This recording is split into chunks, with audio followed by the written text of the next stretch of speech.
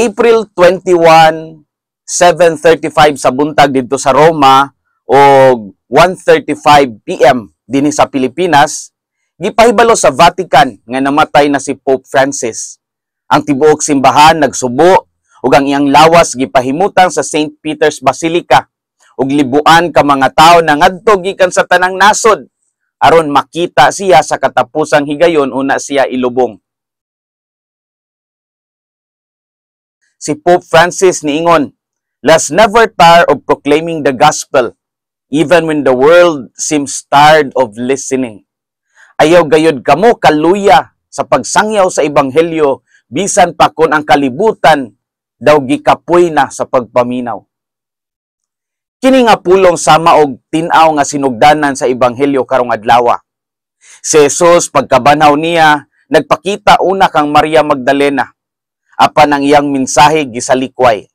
Ang mga tinun-an wala motuo bisan pa sa testimonya sa babayi. Unya sa sunod nga mga talanawon, si Jesus mismo nagpakita sa uban pa. Apan gihapon aduna pay pagduha-duha og wala ni tuo.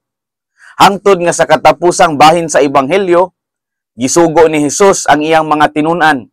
Go into the world and preach the gospel to all creation. Mark 16:15. Lakaw kamo sa tibuok kalibutan ug iwali ang mayong balita sa tanang kabuhatan. Unsa may makutlo nato karong adlaw nining Sabado sa Oktaba sa pagkabanhaw. Una, ang pagkabanhaw ni Jesus nagpabalik sa kalisog og kadasig. Human sa pagkamatay ni Jesus mahinumduman gayud nga ang mga tinun-an napuno sa kahadlok, kalibog og kasubo. Sa dihang nakita nila ang buhi nga Kristo, nibalik ang ilang kadasig. Sa mausab nato, kung kita nasayod nga ang Ginoo buhi og nag-uban kanato, mawala ang kahadlok og matul-id ang atong panan-aw sa kinabuhi. Sa pamilya ang mga ginikanan nga naglisod sa pagpadako sa ilang mga anak, makakita og bag-ong kadasig kung masayod sila nga aduna sila'y Ginoo nga nagtan-aw kanila. Sa komunidad, bisan pa sa mga kakabos, ang pagkabanhaw ni Kristo mahimong timaan sa bag-ong paglaom. Ang pagkabanhaw ni Jesus nagpabalik sa kaisog ug kadasig. Ikaduha, ang misyon gikan ni Kristo mao ang sugo sa tanang panahon. Ang panawagan ni Jesus sa pagpanglakaw sa tibuok kalibutan ug pagsangyaw sa maayong balita, usa ka tinguha nga walay pagkahunong.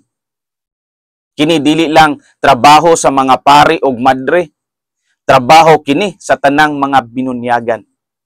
Ang mga ginikanan mahimong tigpugas sa ebanghelyo pinaagi sa pagpadayag sa gugma sa ilang mga anak. Ang tindera o tindero nga matinud-anon og way tikas, saksi siya sa kamatuoran sa ebanghelyo. Ang magtutudlo nga matul-id og mapailubon, ang trabahante nga matinumanon bisan wala tikit-i sa iyang boss. Tanan kini kabahin sa misyon. Sa sinugdanan sa ikaduha nga siglo sa panahon sa pagpangluto sa mga Kristiyanos, ilawom ni Emperor Trajan, usa ka halangdon og balaang obispo ang nahimong ilado, si Saint Ignatius of Antioch. Si Saint Ignatius, usa sa mga unang obispo sa Antioch, usa ka dakong sentro sa Kristyanismo kaniadto. Sa dihang nanuko gayud sa Emperor Trajan sa pagpugong sa Kristyanismo, si Saint Ignatius of Antioch gidakop og gikasuhan tungod sa pagtuo kang Hesukristo, nga giisip nga pagsupak sa gahom sa emperor. Apan bisan paggikulong si Saint Ignatius, siya wala mohunong sa pagwali sa maayong balita bisan sa hulga sa kamatayon. Gidala siya gikan sa Antioch paingon sa Roma ubos sa pagbantay sa mga sundalong Romano. Pag-abot sa Roma, si Saint Ignatius maisugon nga niatubang sa mga leon sulod sa Coliseum, kung diin iyang giatubang ang iyang kamatayon. Ang pagkamatay ni Saint Ignatius of Antioch usa ka testimonya sa iyang walay puas nga pagtuo.